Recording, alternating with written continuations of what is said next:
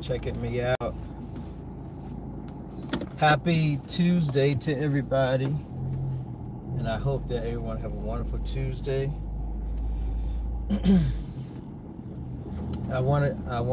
First of all, I want to give honor to my Lord and Savior Jesus Christ. I want to thank God for just allowing me to see into. Just very thankful to God. I try not to ever take seeing each day for granted, and I'm definitely not going to do it today. So I thank you for checking me out. But I want to talk briefly about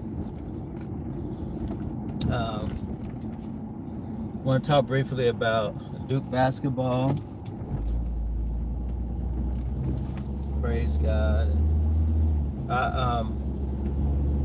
First of all, I do want to say that I'm so proud of Coach Shire. I think he has done a tremendous job since getting the job. And I know that in the beginning, there were people that, wasn't sure about the hire, felt that they should have, others from the Duke family should have gotten a job and different things like that. But I can honestly say, and you have to admit that Coach K knew what he was doing when he chose and advocated for John to be the Nets head coach. And it was a seamless transition, and I think the reason for that is because it was already known who the Nets coach was going to be, and he was getting prepared. Had a year to really prepare and get ready. Now, of course, you can't ever be totally ready for everything, simply because Coach Shaw he wasn't a previous head coach. He had never been a head coach or anything. And I think that was one of the pushbacks that people had, or the questions that people had, that he had never been a head coach. There are others that had been, and wondering if Coach Shaw was the right person. And I can honestly say that I believe he is the right person. I believe he's the right person. And I know that he's getting all this flack about, last couple of tournaments, Duke has blown leads. Last year was very heartbreaking the way that they lost, and then the year before that against Houston, how they fell apart, so to speak, at the end and lost. And people questioning, Coach Shire's ability to coach in these certain moments, and hadn't been able to get the job done as far as the national championship. And it's funny how you could go to you can go to a 32 round of 32. You can go to a Sweet 16.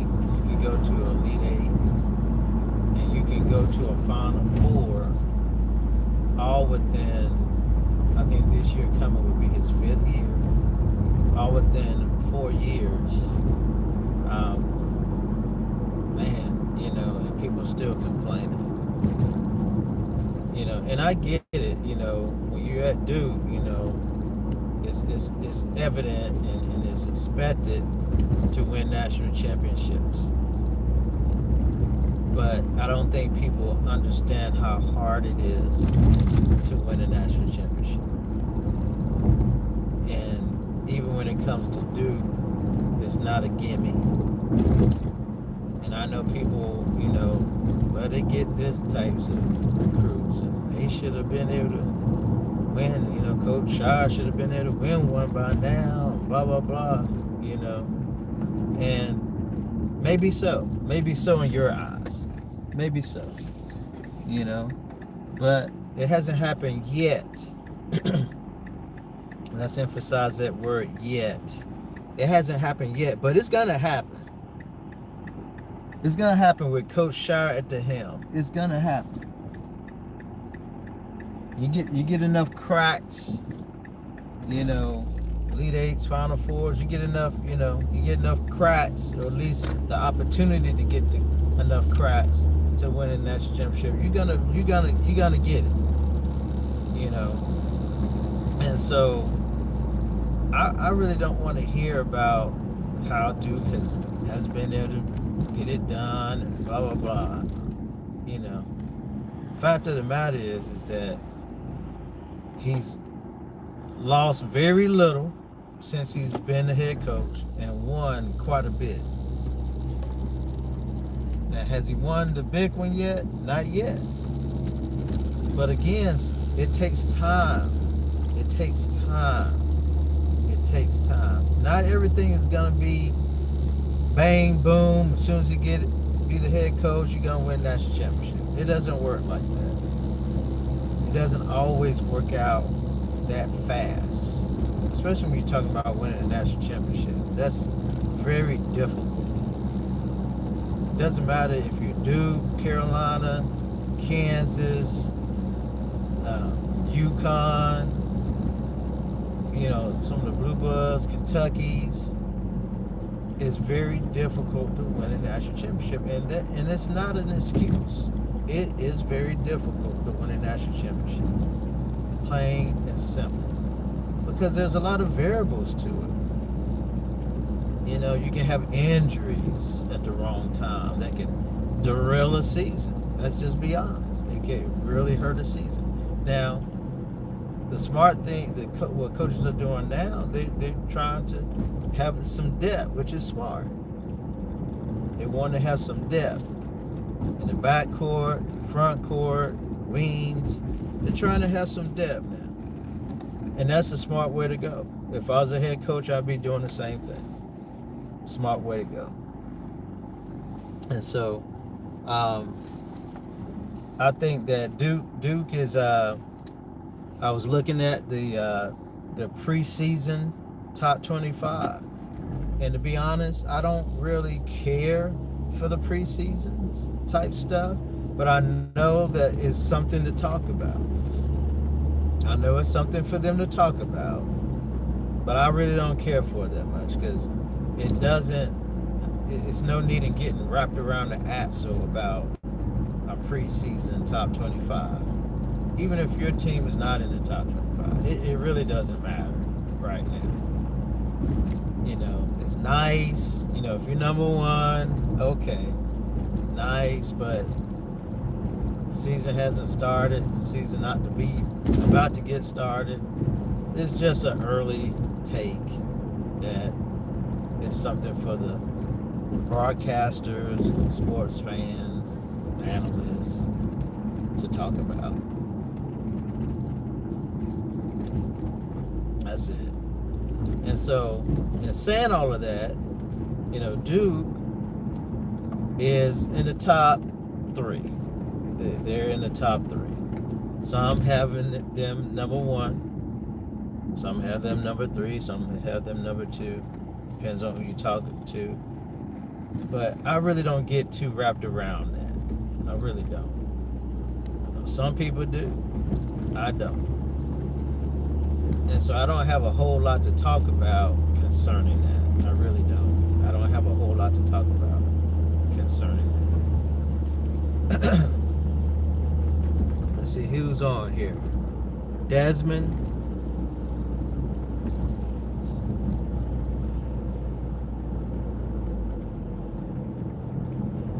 Yeah,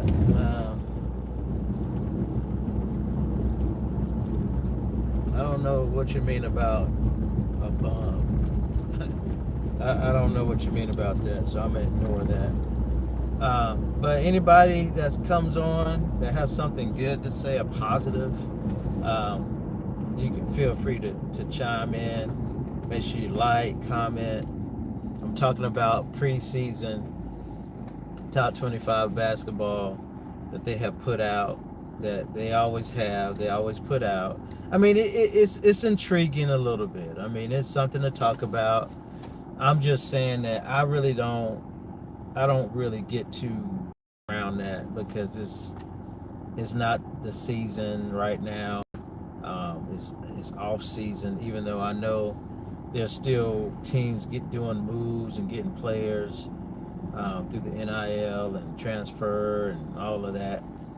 So there's still, matter of fact, I saw that Louisville got another a wing player, 6'9", look like an Asian guy. I can't pronounce his name. I mean, Louisville, man, I'm gonna tell you one thing. I will say this, man. It's almost like, dude, if they can get those guys on campus, man, I tell you, man, they've been putting them up and knocking them down. If they can get to Louisville, if they can get those guys to the campus, man, they've been strong in getting guys locked in and getting them to commit. So that means that they're forking out some money to get these guys. I mean, I'm not gonna lie, man. If I was offered $4 or $5 million, you know, man, and it just shows you how much the NIL has evolved. Like I can remember, I don't know, maybe 3 years back, 4 years back. I think the highest that I heard of was about $400,000. And don't get me wrong, I take $400,000 as a college student, you know, but that was kind of like the highest that I had heard of.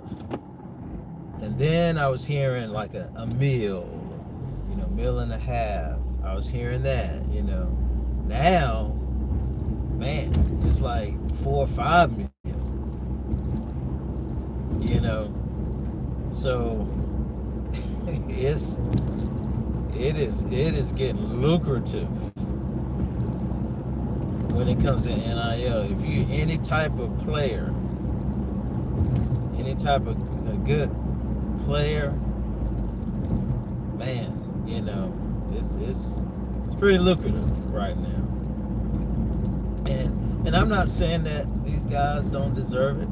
I'm not mad at the NIL, but it's definitely changed the landscape. It's definitely changed the landscape.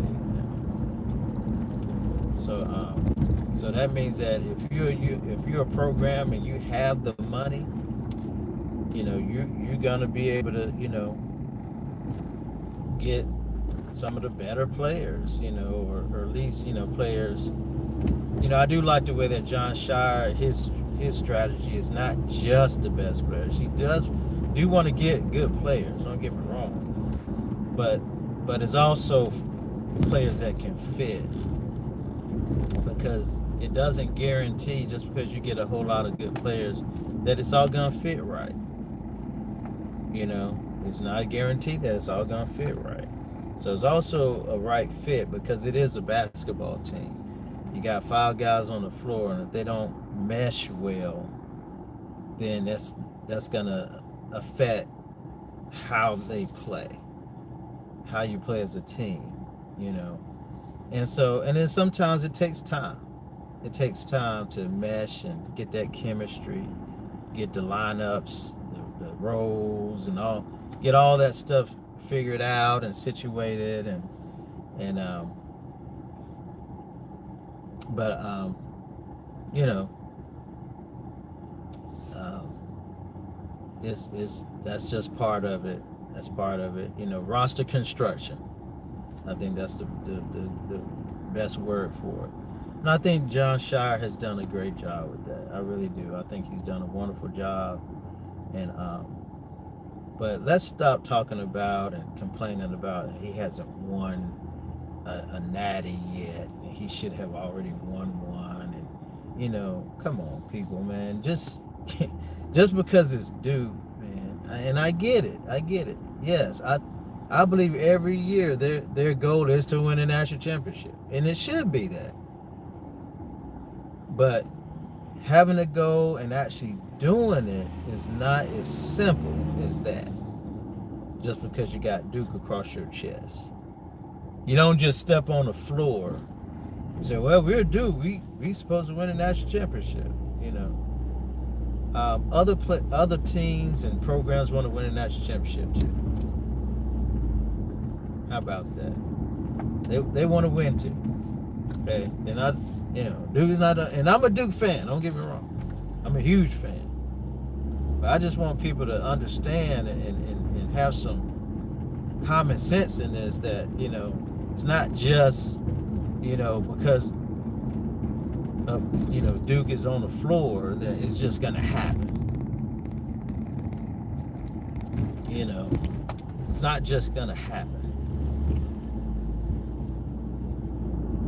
Some of the best teams, some of the most talented teams, don't always win a national championship. It's been proven outside of Duke. I'm talking about other national championship teams. It's been proven. The year that Duke won in 2020, 2009, 2010, and don't get me wrong, I felt like that was a good Duke team. I really did. I felt like it was a good Duke team. One of the most talented Duke teams. There were other teams that year that were really good teams, man. Like really good teams. But who ended up winning that championship? Duke did. Now, did they deserve it? They did. They deserved it. But they wasn't the most talented Duke team. And the most talented team that season. They wasn't. But they had experience. They had toughness. They had defense. They had offense. And it was a mature, tough, physical Duke team. And they won it. It worked out, and they won it. They won an natty that year. So it's not always the most talented. I mean, Duke has had some teams, man. I mean, the 99 team. I mean, if any team should have won a national championship that Duke had on the floor. You're talking about a team that went undefeated in the conference. Now, we have to understand something. The ACC back then was one of the premier conferences. There wasn't anything weak. If you want to talk about the ACC being weak, it wasn't weak back then. Okay, it wasn't weak. Okay, it was one of the premier conferences. They're trying to get back to that. They're not quite there yet, but back then it was. And this Duke team undefeated in the conference. Undefeated.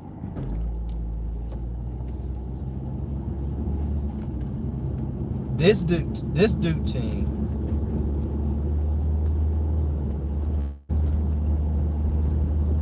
was just going through everybody in the NCAA tournament. Everybody. Just blowing everybody away. Good teams. Until they met UConn.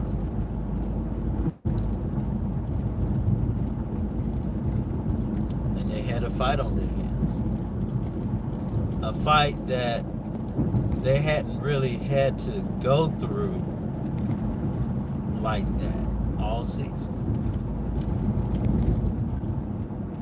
And they lost in the finals. Right at the end, they lost. One of the most dominant teams, not just Duke team, but teams that season. And they didn't win a natty. Disappointing, yes. But it just shows you, goes to show how difficult it is to win a national championship. So I don't want to hear about Shire not winning a national championship yet. I think he's getting ready to go into his fifth year. Fifth year.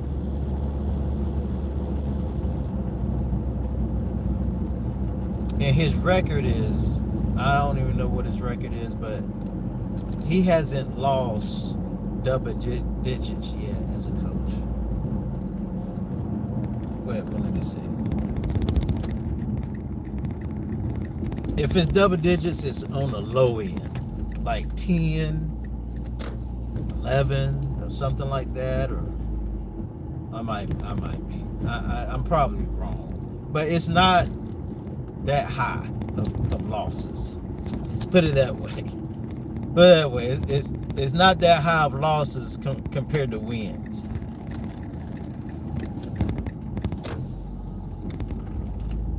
He's gonna win a national championship in time, no doubt about it. I have full confidence in that. I think he's done a remarkable job.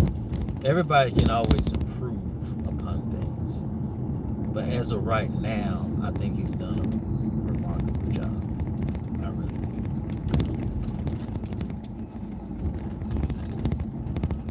And I don't see him slowing down one bit. I don't see him slowing down one bit.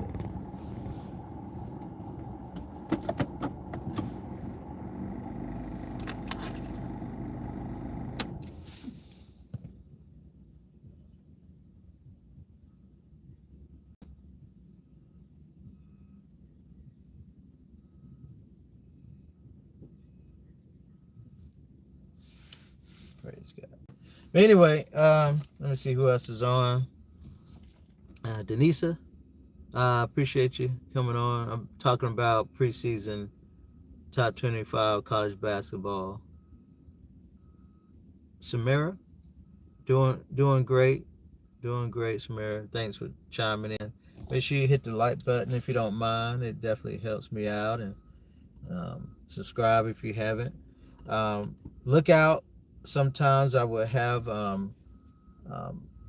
making money opportunities. I've been doing if you go back to some of my previous vids, I've been signed up for this opportunity called Easy Profits. And I've been talking about it a little bit, some ways to make some extra income. If any one of you that's on here or sees the vid that wants to see what that is all about, go back to my a couple of vids back, and I have the link down in the description. It's called Easy Profits. Just really quick, they give you $100 to start out with for traffic for your link to be promoted, and believe it or not, I immediately started getting sales soon after, and it seems a little bit too good to be true, to be honest, but so far I've gotten over $600 worth of commissions. That's in holding for 30 days from the time that I started, which is 30 days is coming up probably in the next week or so. And I will see if this is all what it's cracked up to be, and if I can eventually get my money out and put it into my account. then I know that at least that part is legit, and I can continue on. But not doing a whole lot, just talking about it here and there. But it is I do like the fact that they give you pretty much give you $100 for traffic to get you know people to your link and people to click on your link and and everything. So um, so if you want to go to check out some other vids I do talk about a little bit. I have the link down in the description, and you can just check it out. And it's not going to hurt to check it out. That's exactly what I did, and I haven't paid out any money. Believe it or not, I haven't paid out any money. They do give you opportunities to buy more traffic. Um, it's all in the platform. You have other um, opportunities that you can promote and all that. It's all in there. So I do kind of like how simple the format is and the platform is um, of this opportunity. So if you're somebody that is you look for ways to make extra income, side hustles, however you want to call it, make money online, work from home, whatever. Just go back to a couple of vids and check out that link. So, but I'm about to get ready to head on. I do appreciate everyone for chiming in. Make sure you hit the like button. Make sure you subscribe if you haven't already. And have a blessed one. Blessings, everybody.